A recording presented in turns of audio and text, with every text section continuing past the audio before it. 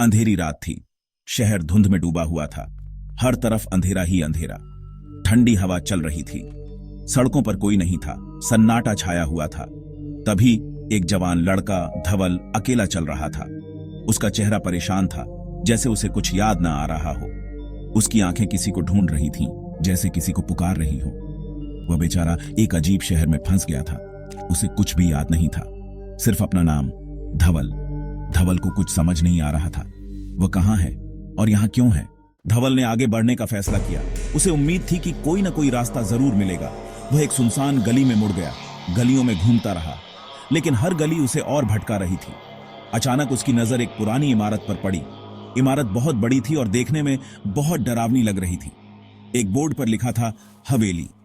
धवल ने सोचा, शायद यहां कोई उसकी मदद कर सके। हवेली का दरवाजा अंदर की तरफ खुल गया। धवल अंदर चला गया। अंदर बहुत अंधेरा था। हवा में धूल और सीलन की गंध थी। धवल को अजीब सी फुसफुसाहट सुनाई दी, जैसे कोई छुपकर बातें कर रहा हो।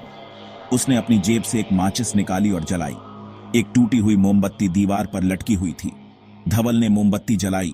धीरे धीरे कमरे में रोशनी फैल गई। दीवारों पर पुराने चित्र लगे हुए थे जो उसे घूर रहे थे। धवल ने देखा कि एक तस्वीर टेढ़ी लगी हुई थी। उसने तस्वीर को सीधा किया। तस्वीर के पीछे एक छोटा सा दरवाजा था। यह एक तहखाना था। धवल हैरान रह गया, ऐसा कैसे हो सकता है?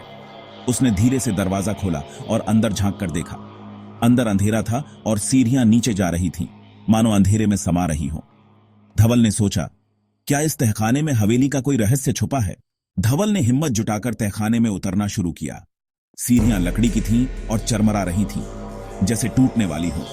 नीचे उतरते हुए उसे अजीब आवाजें सुनाई दे रही थीं, जैसे कोई फुसफुसा रहा हो, जाओ वापस, जाओ वापस। धवल ने मोमबत्ती ऊपर उठाई। दीवारों पर परछाइयां नाच रही थीं, जैसे उसे डराना चाहती हो। उसे डर लग रहा था, लेकिन उसका मन उत्सुकता से भरा हुआ था। आखिर इस तहखाने में क्या है? तहखाना बहुत बड़ा था। एक तरफ पुरानी किताबें और सामान बिखरा पड़ा था, जैसे सालों से कोई उन्हें नहीं छुआ हो। दूसरी तरफ एक बड़ा सा संदूक रखा था।